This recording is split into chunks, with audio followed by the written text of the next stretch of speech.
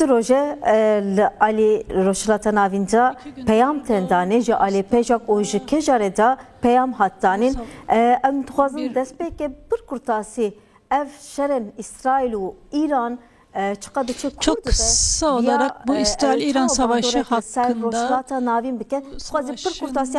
Doğu'ya etkisini kısaca sormak istiyoruz.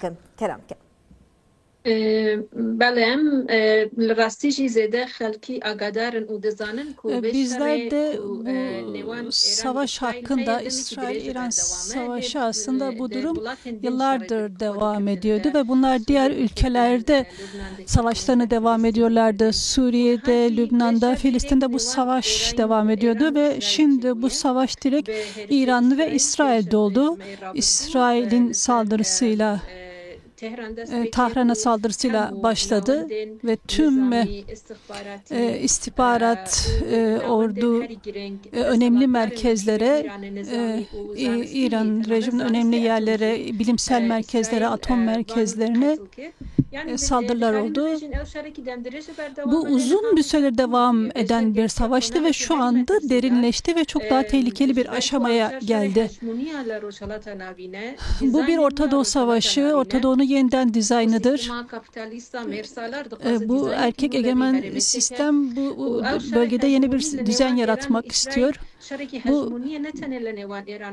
Bu sadece İsrail-İran savaşı değil, aynı zamanda bir yani dünya savaşıdır. Çin, Rusya, Avrupa bu arasındaki savaş aslında İran zemininde şu an devam ediyor. Bu aynı zamanda biz kadın savaşı olarak bakıyoruz. Bu iktidarın savaşıdır. Ekonomi savaşıdır. Bu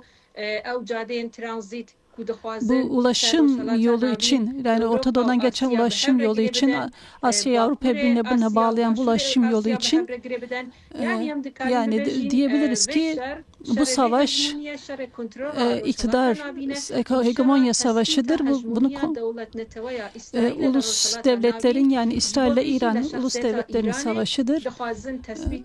İran'ı yani yeni bir Orta Doğu'da yeni bir devlet olarak dizayn etme isteği var. İran İslam Devleti'nin tabii ki bu savaş tabii İran'da kendi hegemonyası için burada savaşıyor. Burada bir değişim ya da yaratmak istiyorlar ya da bu şekilde İran'ı zayıflatmak istiyorlar. Burada İran'ın zayıflaması savaşı yürütülüyorlar. Diplomatik olarak saldırı başlattılar. Ardından da görüyoruz ki kaç gündür bu şekilde saldırarak bu savaş bu ülkede de daha fazla derinleşiyor ve iyi bir sonuç da görünmüyor. Hem medespeka da jiko hem daxuyanın pejake hebu hem ji kejare hebu. Atkozum disa veki endamin kejare açıklamaları oldu.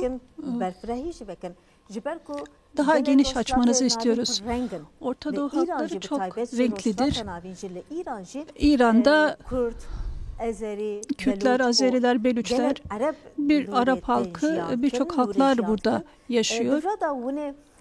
Burada sizler nasıl bir tavır içinde olacaksınız? Kürt hareketi, Kürt kadın hareketi ne yapacaklar? Bunu tartışalım. Bu önemli bir soru. Biz şu an bir egemenlik savaşını tartışıyoruz, hegemonya savaşını tartışıyoruz. Bizler de bu kadınlar olarak bu savaşın bize etkileri nelerdir, tehlikeleri nelerdir? Bu nedenle PJK'ın ve KEJAR'ın bugün yapılan açıklaması tavrımızı net olarak göstermiştir. Biz bu savaşın bir tarafı olmayacağız. Biz hiçbir ulus devletin kendi çıkarı için savaşan ulus devletin taraftarı olmayacağız. 40 yani İran İslam Cumhuriyeti'nin öncesinde de tabii ki idam vardı, zulüm vardı, sömürgecilik vardı. Bizler de sömürge uluslar olarak Azeriler, Kürtler, Belüçler, Türkmenler olarak yani İran çok renklidir bu konuda, yani özellikle etnisiteler konusunda. Bunun dışında İran İslamist, radikal İslamist bir devlet olarak kadınlar üzerinde baskısı, gençler üzerinde baskısı çok fazladır. Tamamen kadına karşı ve cinsiyetçidir. Yani halkını fakirleştirme, İran halkını fakirleştirme ile hükmetmiştir. Bu nedenle buradaki savaşta İran tek başına kalmıştır. Yani İran halkı, özellikle buradaki Kürt halkı, buradaki en örgütlü halk Kürt halkıdır. Buradaki tavrı açık olarak diyoruz ki biz bu savaşın bir tarafı olmayacağız. Biz halkların kendini yönetmesini, kadının kendini yönetmesini istiyoruz. Bu nedenle biz kadının, gençlerin, ekolojist hareketlerin, İran'daki ekolojist hareketlerin, ki bu hareket, yani bu savaş en çok da İran'ın ekolojisi üzerinde olumsuz bir etki yaratıyor. Bu atom testlerine saldırıyorlar, uranyum testlerine saldırıyorlar. İsrail şu an buraya saldırıyor ve bu hem ekoloji üzerinde hem de halkın toplumsal üzerinde çok olumsuz etkisi var. Bu nedenle en büyük zararı halklar, insanlar, bu coğrafya görüyor.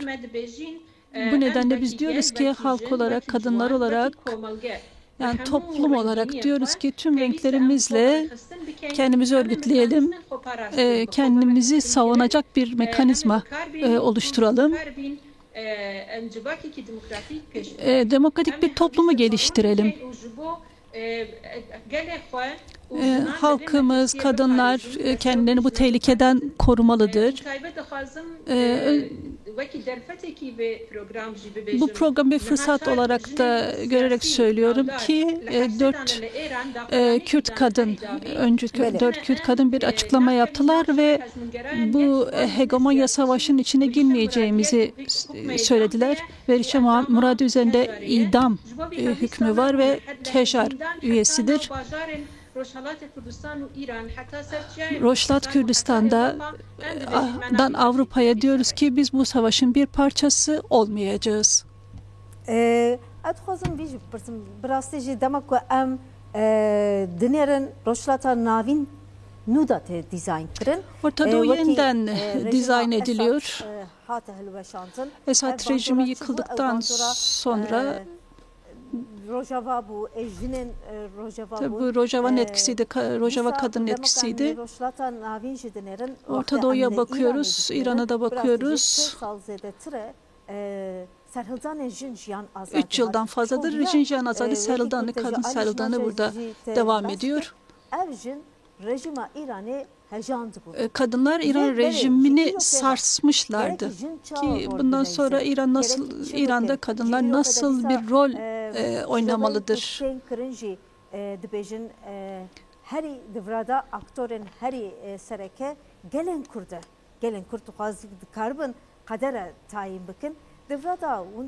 Burada hem civaken demokratik o toplum kapitalist böyle elbisartın gerekli çıbıbe içinde olması gerekiyor.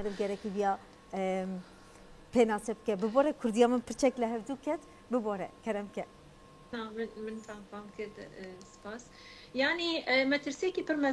Büyük bir tehlike var. Suriye Savaşı'nda gördük. Burada kazanan Kuzey ve Doğu Suriye oldu. Burada kadın öncülüğünde kazanan mücadele oldu. Yani kendini örgütleyerek kazanan bir mücadele oldu. Burada Afganistan'da, İran'da, hatta Tunus'a, Suriye'ye kadar, hatta Ukrayna Savaşı'na kadar bakacak olursak burada halkların elinde tek olan şey yani Orta Doğu halklarının kendini örgütlemesidir. Kürt kadınları olarak, çünkü Kürt kadınları örgütlüdür. Kürt Özgürlük Hareketi 40 yıldan fazladır. Kürt kadını öncülüğünde hem kendini örgütledi hem de halkını örgütledi. Hem kendi içinde internasyonel bir hareket olarak diğer halkları da örgütledi. Bugün PEJAK'ın açıklamasında, KEJA'nın açıklamasında bu açıklama özgürlük isteyenlerin üzerinde çok büyük bir etki yarattı. Demokratik bir İran isteyenler üzerinde ciddi bir etki bıraktı. Bu nedenle bizim üzerimizde çok büyük sorumluluklar düşüyor. İran için alternatif bir sistem olarak, yani kimi çevreler, her bölge hepsi kendisi için bir alternatif öneriyor. Her çevre kendisi için bir öneri var. Ama bu nedenle bizlerin kadınlar olarak, halklar olarak bu öncülüğü elimize alıp bu potansiyel sadece Kürt kadınlarında var. Yani bir söz var ki insanı zorluyordu ama İran Cumhuriyeti'nde sadece Kürtler örgütlüdür ve aktiftirler. Bu konuda diplomatik, siyasi olarak örgütlükleri var. Diğer halklar da var, örgütlükleri var, ancak Kürtler kadar örgütlü değiller. İdeolojik olarak, kendini öz savunma olarak bu hegemonik sistem karşısında kendilerini koruma güçleri yok. Bu nedenle tabii ki aktör Kürt kadınlarıdır yani esas olarak. Bu nedenle biz Rojava'da Kürt kadınların DAEŞ karşısında direnişleriyle, fedakarlıklarıyla nasıl öncü olduklarını gördük. Yani Kürt kadının bütün dünyayı koruyabileceğini gördük. Eğer bu savaş İran'da uzarsa, buradaki radikal gruplar devreye girerse, Hindistan, Pakistan, Körfez tarafı bu savaşın içine girerse, bu durumda Azerbaycan, Türkiye'nin de müdahale etme riski var. Büyük bir ihtimalle daha uzaktaki devletler de İran'da müdahale etmek isteyebilir, Çin'de müdahale etmek isteyebilir. Bu nedenle İran sorunu en hassas sorundur. Bu Xinjiang Azade'nin kazanımlarını korumak için ki bu İran'da bir zihniyet devrimi yarattı. Bu zihniyet devrimi olmasaydı İran bugün bu kadar zayıf olmazdı. Yani şu anda İran iktidarı arkasında, rejim arkasında hiçbir güç yoktur. Bu da Kürtler sayesinde oldu. Yani bu sarıldanın sonucunda gelişti. Bu devrim halk üzerine çok ciddi bir etki yarattı. Burada biz önemli bir faktör olabiliriz. Özne olabiliriz.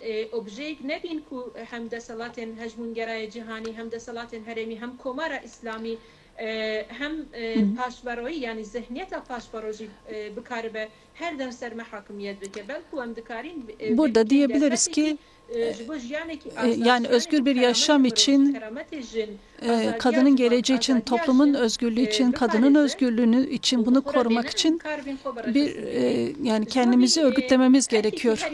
Burada en büyük görev bizim üzerimize düşüyor. Kürt halkı üzerine düşüyor. Biz diyoruz ki artık Rojava Kürdistan'ı özgürleştirmek için İran demokratik olmadan olmaz. Her durumda tehlike altında olur. İran çok renkli bir ülke, çok farklı inançlar da var, farklı etnisiteler de var. Birçok çözümlenmeyen sorunlar var. Bunun ardından yani çok daha yıkılmış bir İran olabilir. Bu yüzden İran'ın demokratikleşmesi, özgürleşmesi için bu aşamada hangi tavır sahibi olacağız? konusunda kendini bir öz savunma mekanizması hem bir öz savunma mekanizması olması gerekir. Ve bu şekilde bir örgütlenme, bir mekanizma ile öncülük rolünü oynaması gerekir. Şüphesiz bu şekilde Rojava Kürdistan'ında bunların buradaki direnişte, kuzeydeki direnişten ilham alabiliriz. Burada Önder Öcalan'ın felsefesini esas alarak kendimizi koruyabiliriz. Çünkü Önder Apo, İsrail devletinin hegemonyası için bunu yaptığını söylemişti. Burada birçok, eğer burada demokratikleşme, İran'da bir demokratikleşme olmazsa sonu iyi olmayacaktır. Bu tabii ki savaş hiçbir şeyi çözümlemez, savaş barışı getirmez. Bu sadece devletlerin savaşıdır. Ben burada devletlerin savaşından bahsediyorum. Bu barış getirmez, huzur getirmez, demokrasi getirmez. Çünkü toplum kendisi bunu başarabilir. Bu da ancak kendini örgütleme mekanizmasıyla, halkın kendi örgütleme mekanizmasıyla, komünlerin oluşturulmasıyla, meclislerin oluşturulmasıyla gerçekleşebilir. Bu şekilde her yönlü kendini koruyabilir, otonom olabilir. Bu şekilde kendisi karar verir.